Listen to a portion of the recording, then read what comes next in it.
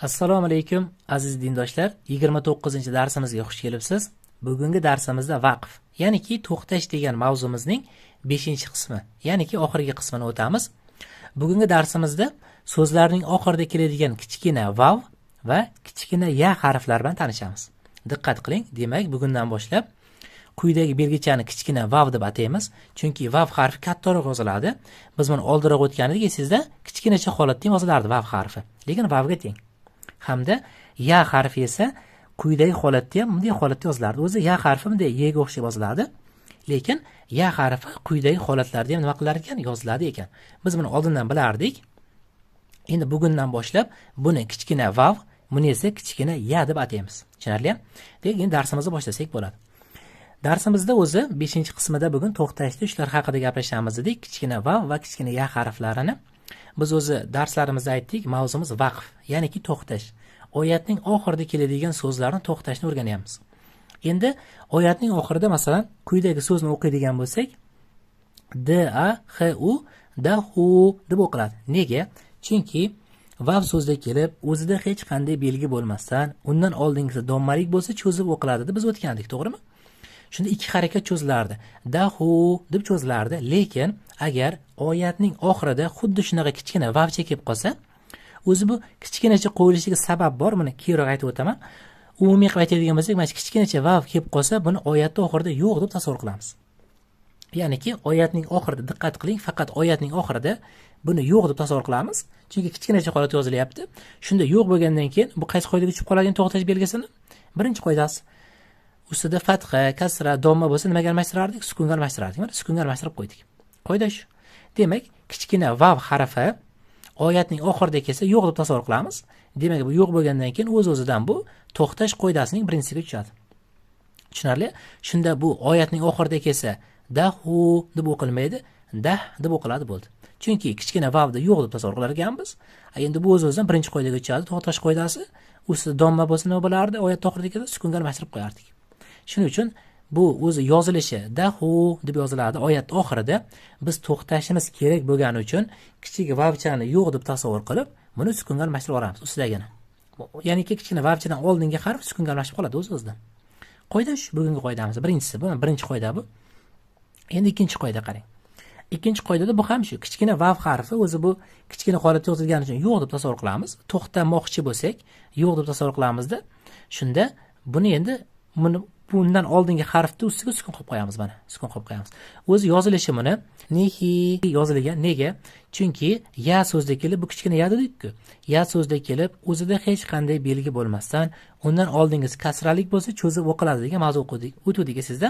Ya'niki bu nehi o'qilishi kerak, lekin biz to'xtamoqchi bo'lganimiz uchun, bu kichkina yecha bo'lgani uchun buni yo'q deb tasavvur qilamiz o'z-o'zidan. Bu yo'q bo'lgandan keyin bizda birinchi qoidaga ko'ra, to'xtash qoidasiga ko'ra kasra bilan kelsa o'rniga nima qo'yardik? Sukun qo'yardik. Shunda o'z-o'zidan sukun bo'lib qoladi. Shunda nehi yozilgani bilan neh deb to'xtaymiz bo'ldi. Qoidani takroran boshdan aytaman, qaranglar. Kichkina vav va kichkina ya harfchalari, kichkina vav va kichkina ya harfchalari oyatning oxirida kelsa, ikkalasini ham yo'q deb tasavvur qilamiz. Bu ham yo'q, bu ham yo'q bo'lib ketadi o'z-o'zidan. Yo'q tasavvur qilganimizdan keyin endi oldingi harf nimalik? O'lik. Demak, uni ustiga sukun qo'yib qo'yamiz mana. Sukun, sukun. Tushunarli? Bitta-bitta aytadigan bo'lsak, oyatning oxirida kichkina vav kelib qolsa, buni yo'q deb tasavvur qilamiz.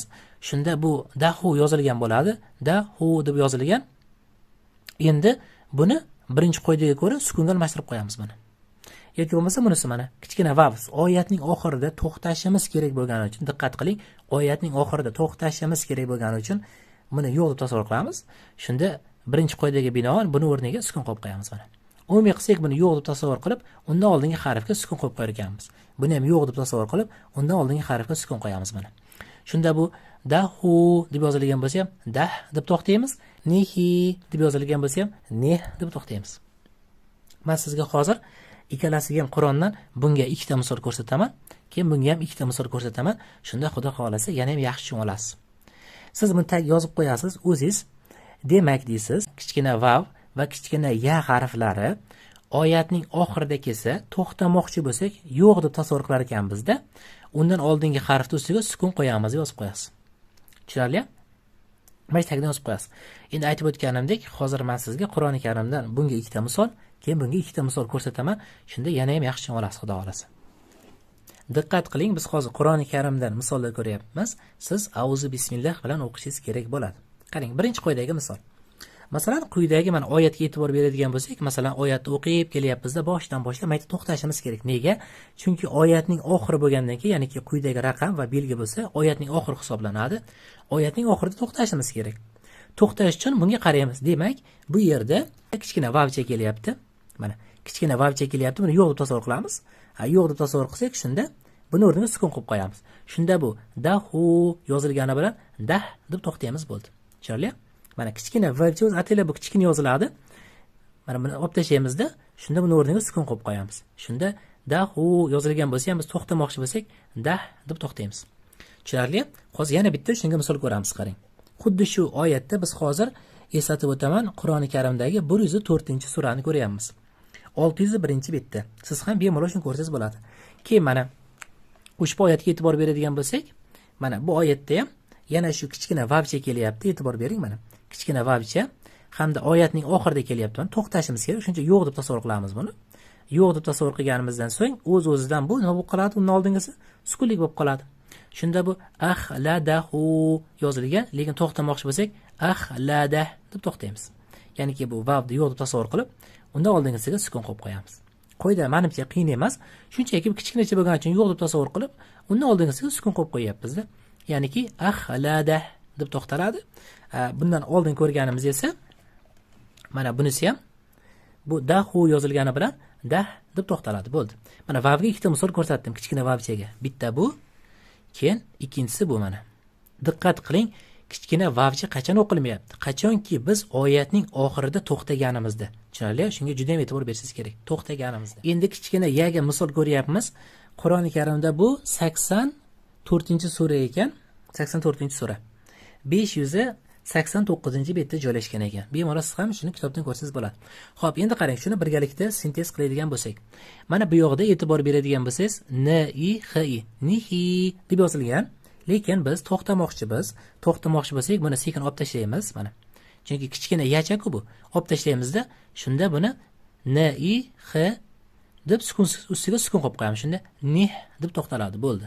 O'zi nihi yozilgan, lekin biz e'tibor bering, oyatning oxirida to'xtamoqchi bo'lganimiz uchun kichkina yachani olib tashlaymizda, buni ustiga sukun qo'yib qo'yamiz. Shunda nih deb to'xtaymiz, bo'ldi. Bu bitta misol ko'rdik kichkina yachaga. Endi yana bitta misol ko'ramiz, shunga qarang. Mana quyidagi misolga ham e'tibor bersak bo'ladi. Mana e'tibor bersangiz, bu yerda ham to'xtamoqchi biz hamda kichkina yachani yo'q deb tasavvur qilamiz. Shunda r-i-h-i o'zi rihi yozilgan, lekin biz buni to'xtamoqchi bo'lsak, chunki oyatning oxiri to'xtashimiz kerak. Shuning uchun kichkina yachani yo'q deb tasavvur qilib, buni ustiga sukun qo'yib qo'yamiz.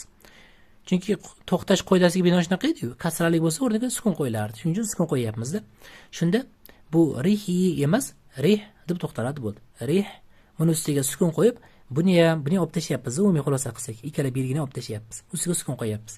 Rih deb to'xtaladi. Juda ham oson, menimcha, to'g'rimi? Menimcha qiyin emas qoidamiz. Kichkina vavcha va kichkina yacha oyat oxirida kelsa, olib tashlar ekanmiz-da buni. Endi uni oldingi harf, masalan, kasralik bo'ldi, o'rniga sukun qo'yib qo'yamiz. Birinchi to'xtash qoidasiga binoan. Olib tashlab, uni oldingi harfga sukun qo'yib qo'ysak, bo'ldi ekan. Menimcha qiyin emas, o'ylashim bo'yicha sizga ham xudo xolasa qiyin bo'lmaydi. Mana men sizga hozir ikkilasiga ikkitadan misol ko'rsatib berdim kitobdan. Siz ham endi uyga bo'ladi. Sizga endi uyga sal boshqacharoq bo'ladi, qarang. Biz hozir to'xtash belgilarini hammasini o'tib bo'ldik-da, chunki endi uyga sifani sal murakkabroq qilamiz, qarang. Murakkabroq emas, sal ko'proq desak, menimcha to'g'ri bo'ladi. Qarang, masalan, ixtiyoriy bitta surani ochasiz. Misol uchun mana Ixlos surasini ochdim men, 604-betda 112-sura Qur'oni Karimda. Masalan, ixtiyoriy bitta surani olasiz, Ixlos surasini oldim misol uchun, qarang. Buni bosh emas, oxiriga biz to'xtash qoidalari degan mavzu o'tyapmiz-ku, chunki oxirgi harfiga qaraysiz, demak, D harfida ustida un tanvini kelyapti, to'g'ri? Un tanvini bilan to'xtasak qanday to'xtaymiz? Bu o'zi ahadun yozilgan, lekin biz ahadi deb to'xtaymiz. Nega? Un tanvinini sukunga almashtiramiz. To'xtash qoidasi birinchi qoida, to'g'rimi? Siz shuni yozasiz. Mana shu birinchi oyat deydi, masalan, Ixlos surasi birinchi oyat. birinchi oyati deysiz, to'xtash qoidasi birinchi qoidaga tushadi deysiz. Keyin yana yurasiz. Endi ikkinchi oyat mana. Bu yerda ham nima bilan tugayapti? D hamda ustida u. U bo'lsa nimaga almashtirardik? Buni sukunga almashtiramiz. To'xtash qoidasi birinchi qoida. Yana shuni yozasiz. Keyin davom etasiz. Bu yerda oyat tugamadi hali deysiz. Keyin o'qishni davom ettirasiz. Mana yana bu yerda. Endi bu yerda ustida sukun kelyapti o'zi. Bu o'zgarmaydi. Shunchaki o'z holati bo'yicha qoladi bu. Ya'niki yuladi deb qoladi. Faqat yaxshi bilasiz, D harfini ustida sukun kelsa i ga mol tebratiladi. Yuladi deb o'qiladi. Bu qaysi qoida desa, bu ishdan o'zgarmaydi. Shunchaki o'z holicha qoladi deysiz. Endi 4-oyat deysiz, o'qib kelasiz. Keyin mana yerda yana shu D harfi o'zi un ta'mini hisoblanadi-da bu. Buni olib tashlaysiz. Biz aytgandek, birinchi qoidada ustida nima bo'lsa ham olib tashlaymiz degan. Olib tashlaymiz, o'rniga sukun qo'yib qo'yasiz. Bu ham birinchi qoida deysiz. Bu Ixlos surasi oson ekan, faqat birinchi qoidaga tushar ekan. Xo'p, siz yana shu ixtiyoriy o'zingizga qaysi sura ma'qul bo'lsa, bitta surani olib sharhlab kelishingiz kerak bo'ladi. Iloji bo'lsa kattaroq sura olsangiz, yana ham yaxshiroq bo'lardi. Shu bilan keyingi darsimiz yana 2 kundan keyin xudo xolasa bo'ladi. Soat 5:00 da. Keyin yana sizga qo'shimcha mashg'ulot, shu to'xtash qoidalarini yaxshilab takrorlang. Bizda ertaga, shunda bugun darsimiz bo'lsa, ertaga soat 20:30 da shu Telegram guruhimizda shu 5 ta to'xtash qoidasiga asosan test ham olamiz. Siz testda qatnashib, yana ham bilimingizni mustahkamlab olsangiz bo'ladi. Keyin yana o'z qidiring. Masalan, shu to'xtash qoidasimizni tugatib bo'ldik-da. Siz shu to'xtaganda hamma qoidani bilishingiz kerak. Masalan, ixtiyoriy bitta shunday surani oching-da, masalan, shunday qarang. Oyatni oxiriga qarang. Masalan, mana bu yerga kelib to'xtadik. Demak, an tanvini kelyapti. An tanvini bilan to'xtasak, nima edi? Bitta fathani olib tashlaymiz. Demak, tushunyapman deb shunaqa sintez qiling. O'zingiz ustida ishlashingiz kerak. Tushunarli? Yoki bo'lmasa yana yurasiz pastga, masalan, hozir yana yuramiz, qarang. Masalan, mana yerda yana oyat kelyapti. Bu yerda qaysi qoida? Birinchi qoida, to'xtash qoidasi, sukunga almashtiriladi. Yana yuring, bunda yuring. Masalan, bu yerda yana in tanvini, to'g'ri? Birinchi qoida sukunga almashtiriladi. Mana shunaqa bir sintez qilib kelasiz. Ugasini, qo'shimcha ugasi shunaqa bo'ladi. Qaysini tushunmasangiz, belgilab qo'ying. Masalan, shuni tushunmayman, nima ekan deb qiziqib ko'ring. Lekin siz ko'pini bilishingiz kerak, chunki biz bu mavzuni o'tib bo'ldik. Bitta yoki ikkita qoida bor, u keyinroq o'tiladi-da. Siz lekin shuni sintez qila olishingiz kerak, o'qiy olishingiz kerak.